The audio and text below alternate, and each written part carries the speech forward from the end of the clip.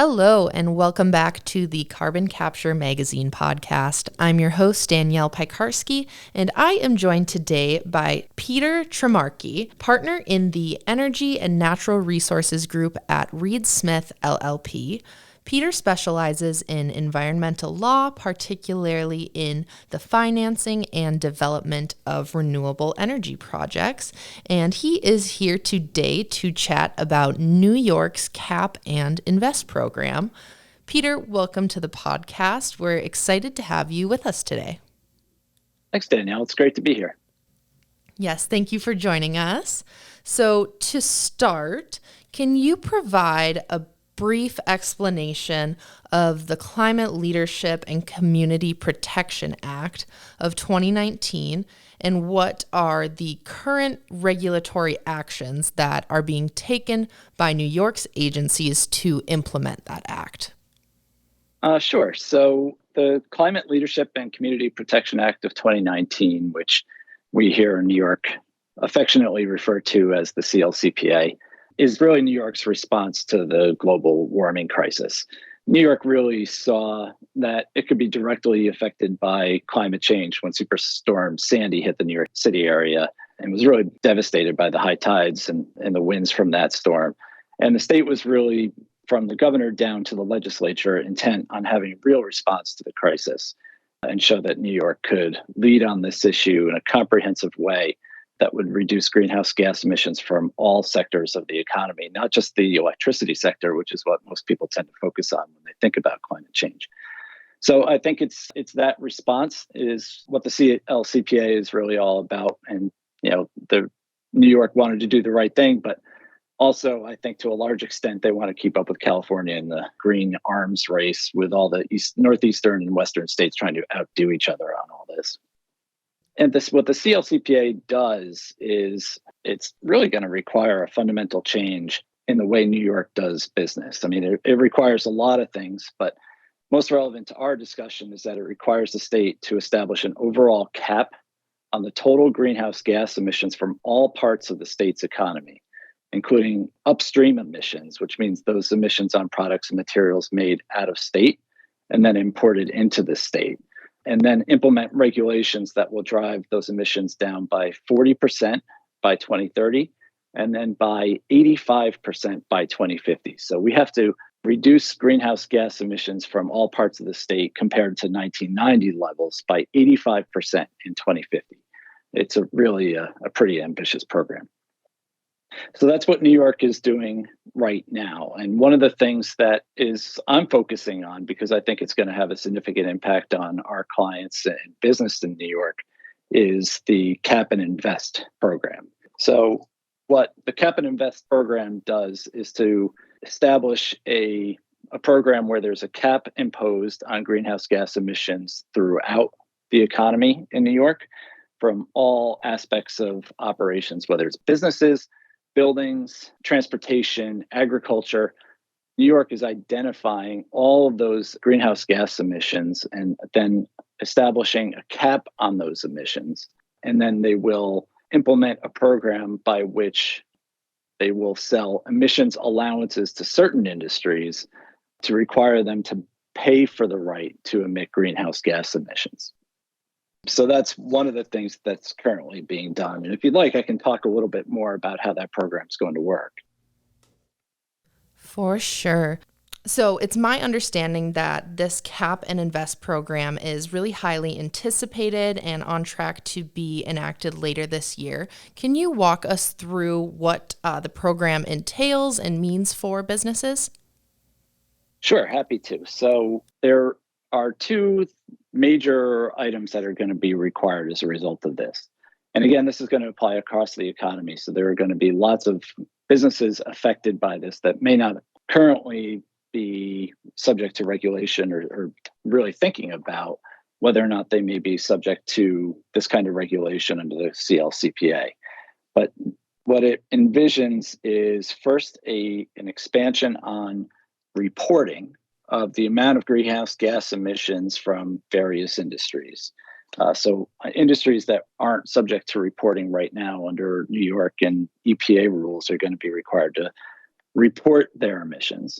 And then certain industries are going to be required to actually purchase allowances that will allow them to continue to emit those greenhouse gas emissions. So on the reporting side, we think there's going to be quite a few additional entities that are going to be subject to this regulation. And DEC has already signaled that coal suppliers, ethanol producers, managers of farm waste, including manure, electricity importers, fertilizer suppliers, and solid waste transporters, among other industries, are going to be subject to these reporting obligations. So they're going to have to identify and then report their greenhouse gas emissions. And some of the information they'll have to be collecting on are fuel use, fugitive emissions, industrial gases that they receive, and emissions from their waste. So new industries that are going to be subject to reporting that currently aren't subject to that. And DEC has also signaled that they're likely to require third-party verification for those reporting numbers as well. So not only are you going to have to collect that information, submit it to DEC, but you may have to pay a third party to verify that that's what your actual emissions are, which is going to add some cost and complexity to things for these industries that, again, may not have this on their radar right now. So the reporting obligations are cast pretty broadly, but then only certain industries are likely to be required to purchase allowances. And those entities DEC is referring to as obligated entities. And so if you're an obligated entity in New York, this is coming for you. So the final list of those obligated entities hasn't been established yet, but the pre-proposal outline that DEC has issued that gives us a sense of what's coming down the pike has laid out some industries that are pretty certain to be impacted by this. And that includes companies that sell fuel, all kinds of fuel, both gaseous and liquid. They're kind of in the crosshairs of this, and they need to be keeping an eye on this very carefully. Other fuels that are burned in the transportation sector, so gasoline suppliers, are likely to have this obligation. Industries such as metals and minerals mining, electronics manufacturing, and then solid and liquid waste management entities are those entities that are likely to be required to purchase allowances. What we don't know at this point, because the final regulations have not come out yet, is whether or not the electric industry is going to be subject to this. In New York is one of the states participating in the Regional Greenhouse Gas Initiative, or RGGI, which is already intended and has been in place since, I think, 2005, that requires reductions in greenhouse gas emissions, actually carbon dioxide emissions, and requires power plants to buy emissions allowances for their CO2 emissions. So the state right now is deciding whether or not they want to impose an additional obligation on top of the RGGI obligations. And we'll find out which way they come out on that here probably in a couple of months. So again, if you're an obligated entity and you're above certain thresholds, then you're going to have to buy those allowances at an auction to be run by the New York State Energy Research and Development Authority, NYSERDA. And again, most of the impact of this, I think, is going to fall on fossil fuel suppliers and solid waste management facilities, as, again, those kind of waste emissions and fossil fuel emissions are really what's driving greenhouse gas emissions in the state. Now, there are certain industries that will get a little bit of a bonus out of this, and those are the so-called emissions intense and trade exposed industries, or EATs, I think is what we're all calling them. Those are industries that use a lot of energy, but are very competitive too. So that a slight increase in energy costs can all of a sudden make them non-competitive. Here, just think about cement, steel, paper manufacturers. Production of commodities is really what those EATs are likely to be. They're going to get some emissions allowances handed to them by the state in order to make sure that this program doesn't increase costs for them so much that all of a sudden they have to disappear, close up shop, and take their production to another state that doesn't have this program. So those EATs are likely to get a little bit of a break out of this and not be subject to higher costs. So the auction's going to be held by NYSERDA.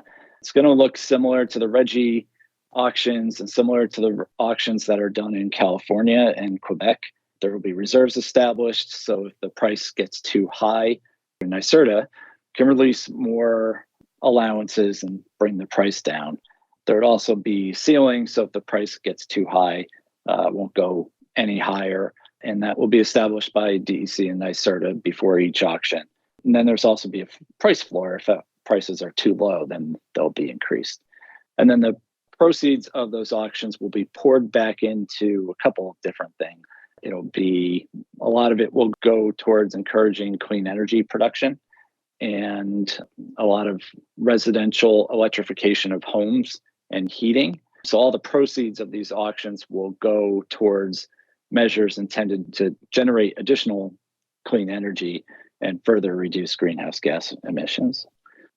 And then one other point I thought would be of interest is the fact that emissions offsets, which are becoming more popular, although they've had some struggles recently, are not going to be available under this program. DEC has made that clear from the beginning that they have no intention of allowing people to avoid the obligation of obtaining allowances by paying for some emission offset generated somewhere else in the United States or somewhere else in the world. So that is not going to be a way that people can comply with this rule here in New York. Very interesting. Thank you, Peter.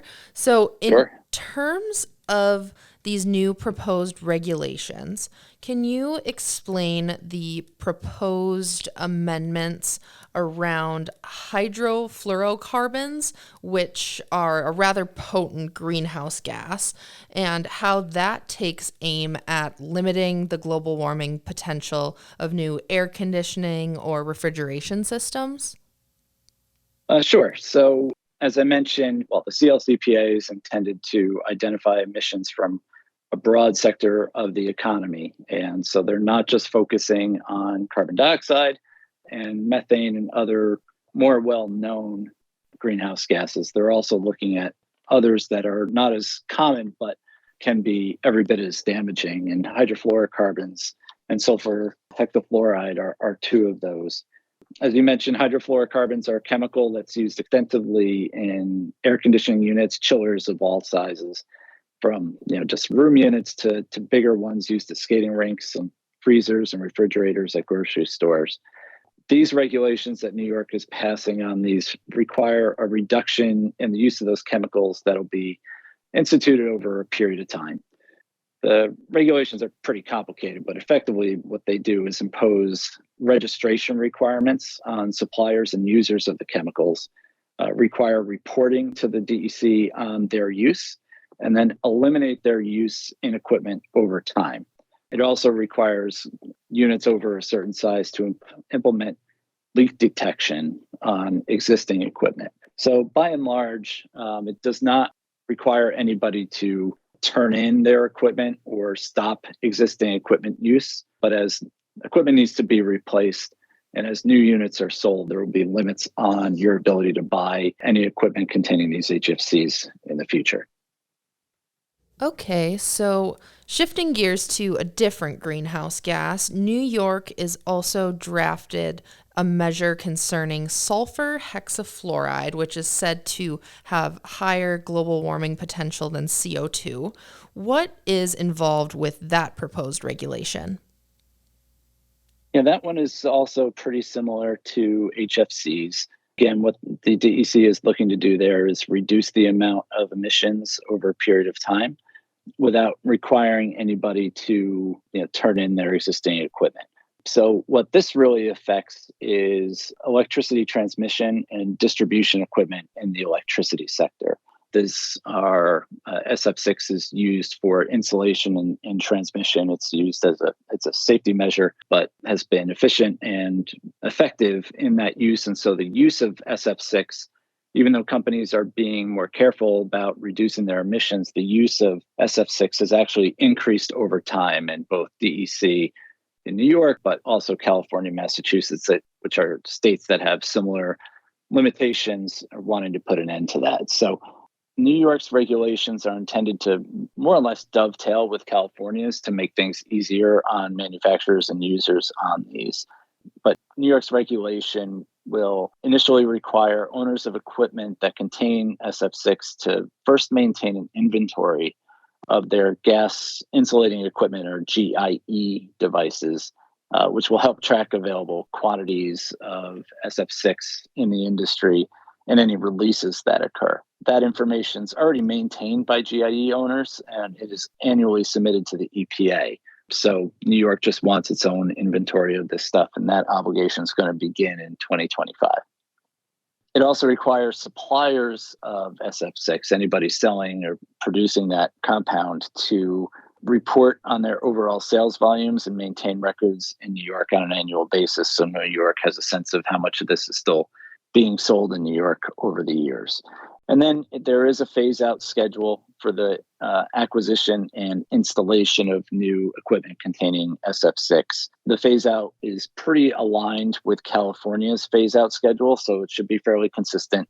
So if users in the industry are familiar with what's going on in California, it won't be much different in New York. And it imposes emissions limits on SF6 from GIE, which is limited to 1% of the installed capacity. So by and large, it's basically registration, inventories, and then limitations on emissions from that equipment. And then the phase out will begin in 2028, then continue its way, I believe, until 2034. So there's a long process by which this phase out will occur. And again, it's tied to what's going on in California to make things easier around people in the industry. I just need to point out that both of the SF6 regulations, the HFC regulations, and the cap and invest regulations that I've mentioned are in the proposal stages at this point. There were regulations actually proposed by New York in a public comment period for SF6 and HFCs.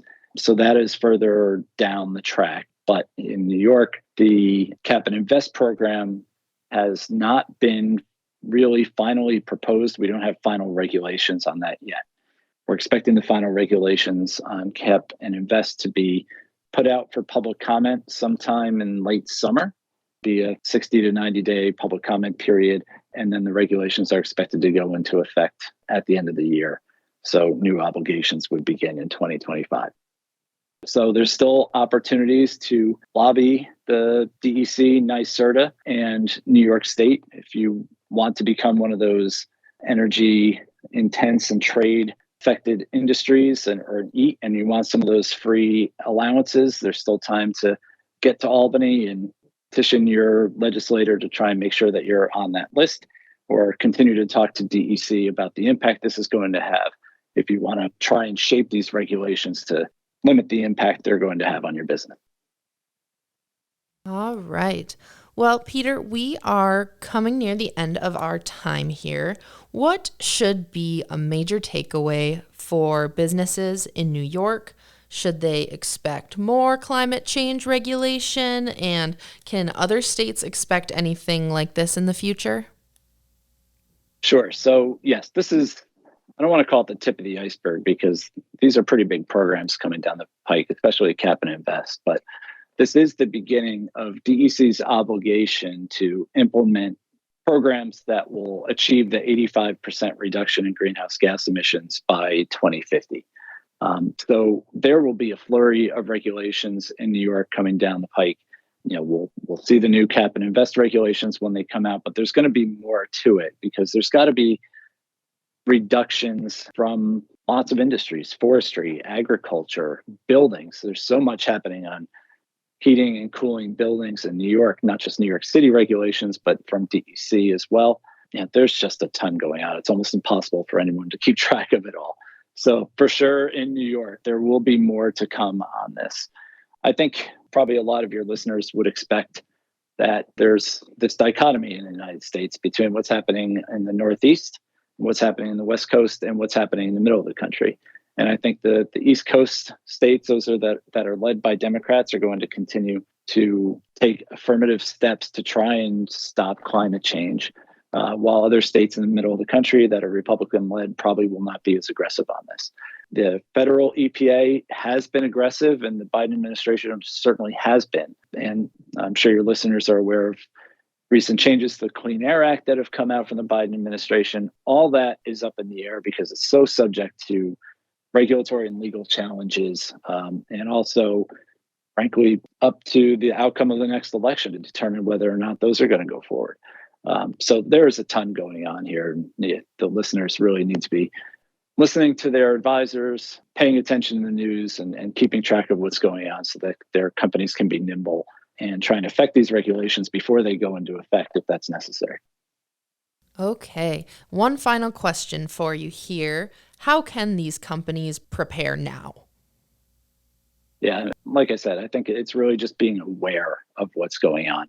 Your trade associations, your lawyers who are putting out publications for you, if you've got government relations, government affairs people, listen to what they're saying and think about how it's going to affect your business and what the dollars are.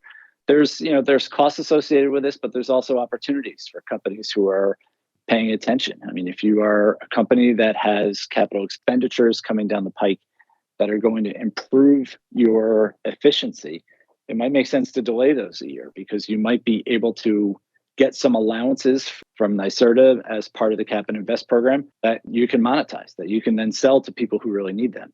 Those allowances are going to be both bankable and tradable. So you need to be aware of all these things in order to figure out not just the adverse effects, but the possible positive effects they can have on your business.